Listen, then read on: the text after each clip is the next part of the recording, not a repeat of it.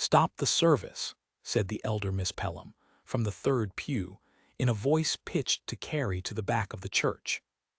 "My brother is about to marry a woman who has written love letters to another man, and I have one of them in my hand."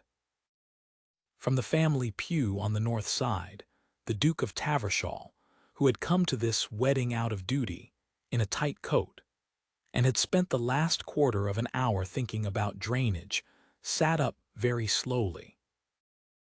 The bride did not move. That was the first thing he noticed. Every other person in the church turned round. 90 heads swung to the third pew like weather vanes in a gust. But the woman standing at the chancel step in a plain ivory gown with a wreath of ordinary garden roses kept her eyes on the rector, as though by not looking she might keep the mourning from happening. "Cassandra," said the groom.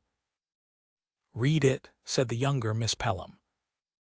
And the elder Miss Pelham read it. It was not a long letter.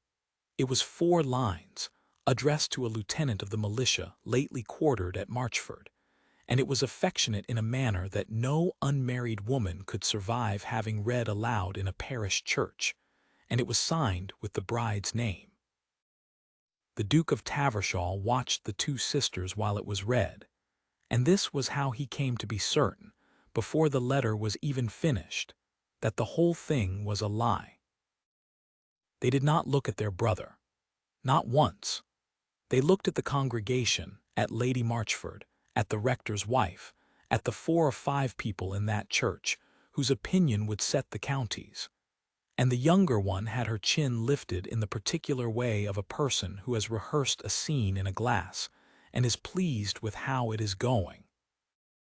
"Mr. Pelham," the bride spoke at last, and her voice was low and quite level. "I have never written to any lieutenant. I have never met a lieutenant. If you will look at that paper, you will see that it is not my hand." "It is very like your hand," said Osric Pelham. "It is meant to be." He was a pink, pleasant, weak young man, and the Duke had known him from childhood and had never once had occasion to think about him, and now watched him consider his bride, and consider his sisters, and consider Lady Marchford's raised eyebrows, and choose. "I cannot proceed," said Pelham to the rector. "You will understand. I cannot, under this cloud no man could." "You may say it plainly," the bride said. "It will be said plainly enough by everyone else before dinner." He said it plainly. He said that he withdrew his offer, and that he was sorry, and that he wished her well. And then he walked down the aisle with a sister on each arm, and the elder Miss Pelham had the letter folded in her glove, and the church door was held open for the 3 of them by a verger who had gone the color of ash. Nobody else moved. 90 people sat in the pews and stared at a woman standing alone at the chancel step in her mother's altered wedding gown. The Duke of Tavershall discovered that he was on his feet. He was not a man who did things without deciding to do them. He had spent 11 years as the head of a great house being deliberate, and it had earned him a reputation for coldness that he had never taken any trouble to correct. And yet he was standing, and the whole church had noticed him standing, and he had no notion of what he intended. The bride turned her head. She looked at him, dark gray eyes, entirely dry, a small nerve going at the corner of her jaw, and gave the very slightest shake of her head.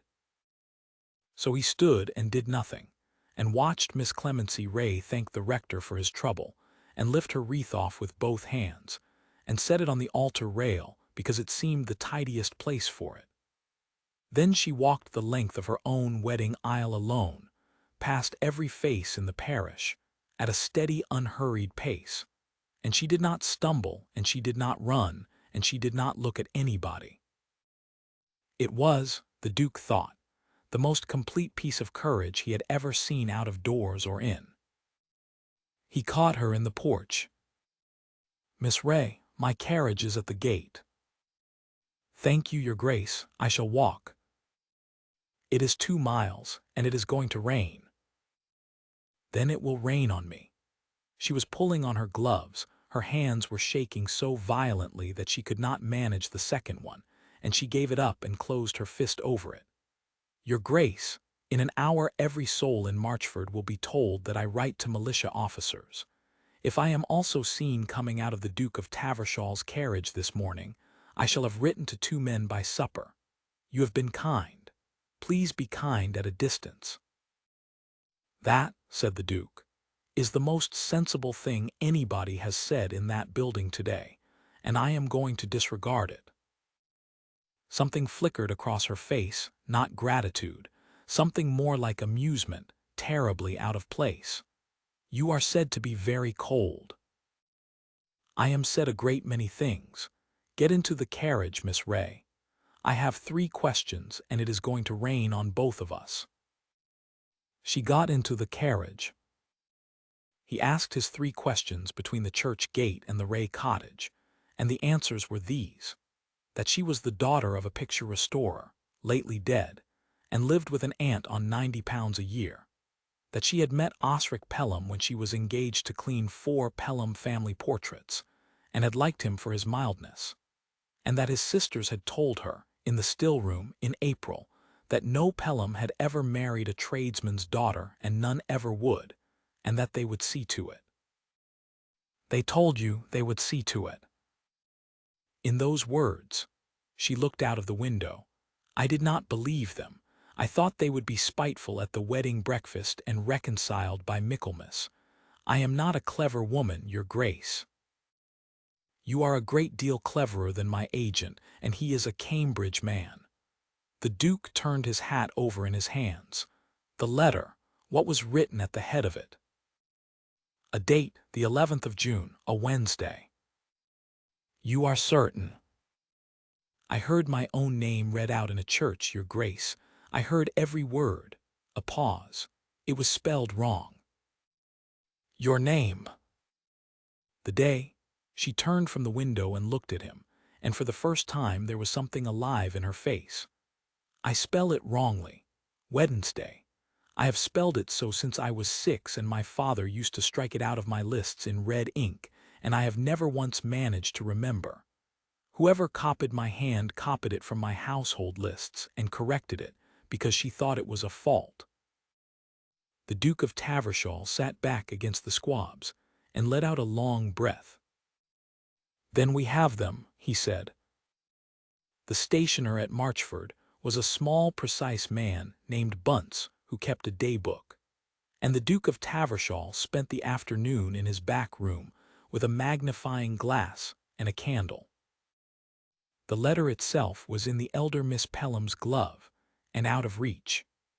But the letter had been written on something, and the something was cream-wove paper with a blind-stamped shell in the corner, and the Duke had seen that shell every quarter-day for 11 years on the accounts sent up from the Pelham estate, and Bunce's daybook said that the shell die had been cut in November of that same year, 7 months after the 11th of June, for Miss Cassandra Pelham, who had paid 4 shillings and 6pence for it, and complained about the price. "You will swear to this," said the Duke. "To the die, Your Grace, and to the date it was cut, and to who ordered it, before any bench in England." Bunce swallowed.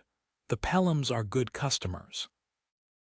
"I am a better one, and I am asking you for the truth, not for a favor." "Then the truth, Your Grace, is that no letter written in June could be written on that paper, because in June that paper did not exist." There was a further thing.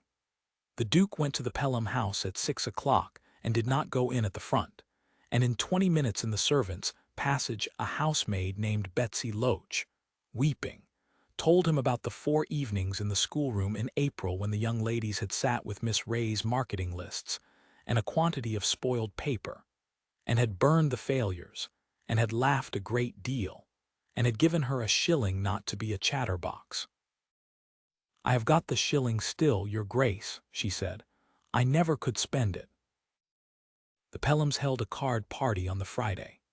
They held it, so far as the Duke could judge, entirely in order to be asked about the wedding, and they were asked, and the elder Miss Pelham told the story 11 times, each time with the letter produced from her reticule and read out to a fresh circle, and each time with a little more sorrow in her voice, until by 10 o'clock she had become a woman who had saved her brother from a designing creature at great cost to her own tender heart.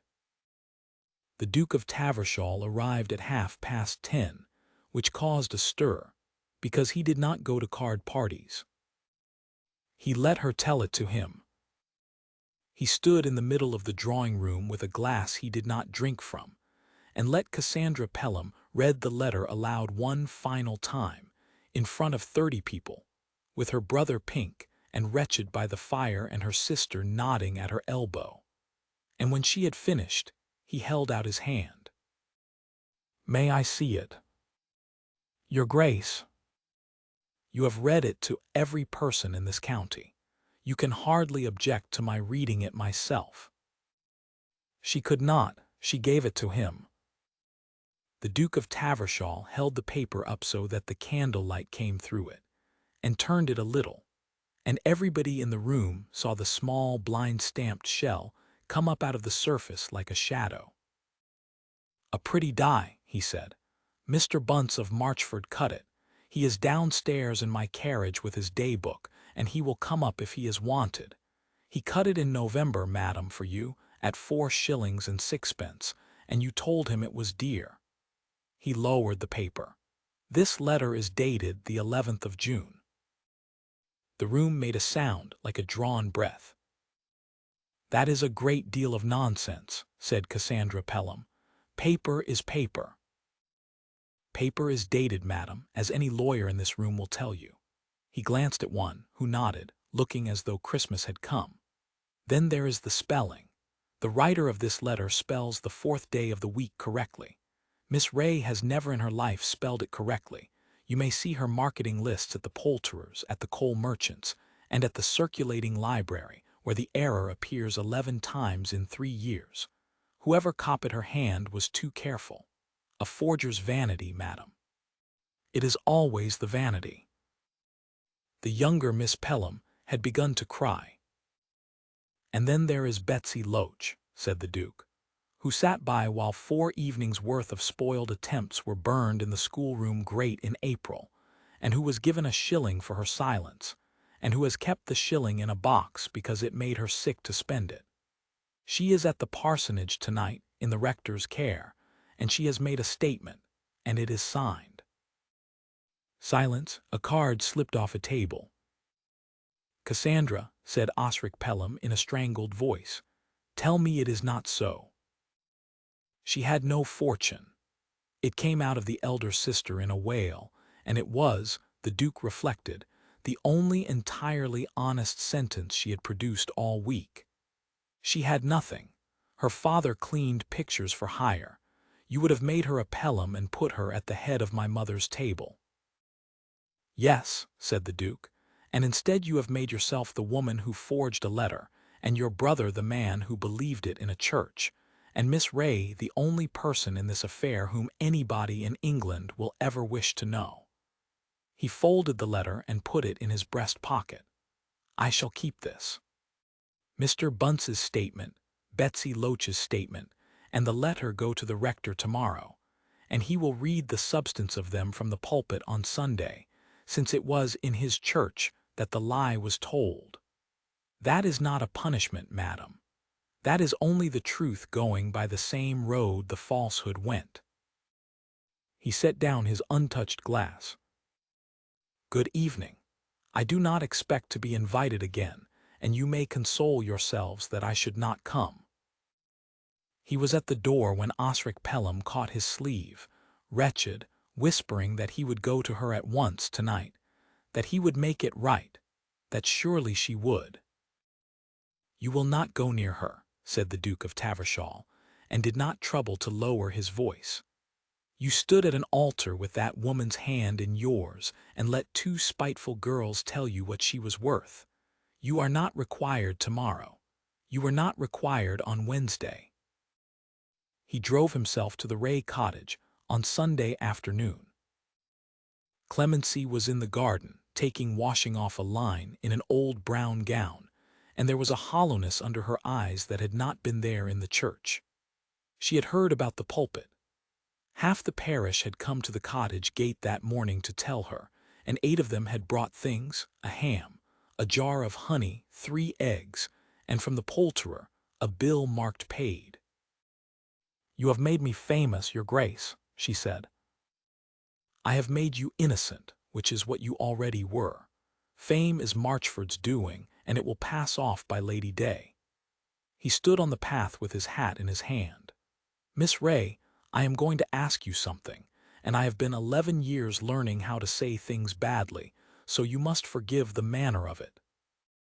"You need not," she said it quickly, and she had gone pale.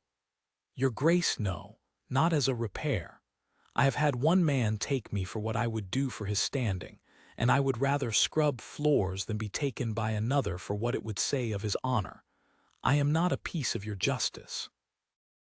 "No," he said, "you are not. That is precisely why I am here and not in June." She stopped with a shirt half folded in her arms. "I stood up in that church before I knew a single thing about paper or spelling," the Duke said. "I stood up because a woman I had never spoken to lifted a wreath of garden roses off her head and set it on the altar rail, as though tidiness were the last dignity left in the world, and walked past 90 people who were enjoying her ruin, and did not give one of them the satisfaction of a tear. I have commanded men. I have never seen anything to equal it.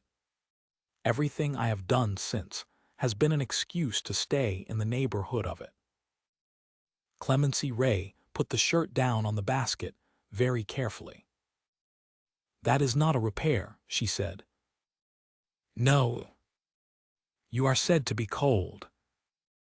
"I am said to be cold," he agreed, "and I would be obliged if you would go on saying it, because it has been very useful to me, and I do not wish the county to learn that I have spent 4 days chasing a stationer round Marchford like a boy after a kite." She laughed a startled, cracked, wholly involuntary sound, the first laugh out of her in a fortnight. And then she put her hands over her face and cried at last, standing among the wet linen, and the Duke of Tavershall waited, holding his hat, and did not touch her until she reached out. He courted her for 9 months, in the open, badly, in the sight of everyone.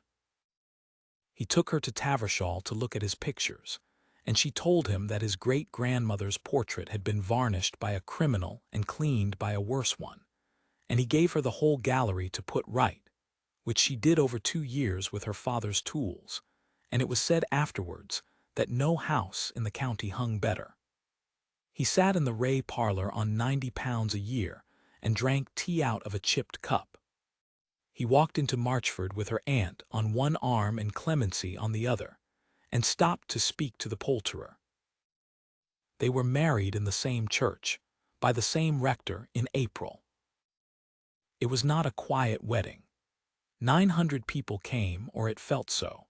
The churchyard was full, and the road was full, and the servants of Tavershall lined the path from the gate, and Betsy Loach, who had been taken into the Duke's own household, and was by then a still-room maid with a character in writing, stood in the second pew and wept without stopping from the first word to the last. The bride wore ivory silk and a wreath of ordinary garden roses, which she had asked for particularly, and she walked the length of that aisle again in front of every face in the parish. She did not walk it alone. Her aunt was on her right, and the whole of the north side of the church rose as she passed, and at the chancel step the Duke of Tavershall turned and looked at her coming, and forgot entirely the words he had been given to say, and had to be prompted twice, to the great and lasting delight of Marchford. Long afterwards, when they were old and the gallery was famous, and his hair was white, a young cousin at Tavershall asked him whether it was true that he had exposed a forgery in a drawing-room in front of 30 people, and never once raised his voice. "It is true," said the Duke. "Was it not a great risk, sir, to take up a stranger's quarrel so publicly. The Duke of Tavershall looked down the long room, where his wife stood on a stepladder in an apron with a swab in her hand, arguing with a footman about a candle. "It was no quarrel of hers," he said. "She never once asked me to fight it. That is the whole reason I did." He rose and went to hold the ladder as he had held it every day for 40 years. Remember that when you come to choose. The ones who ask you to prove them are seldom worth the proving. Look for the one who walks.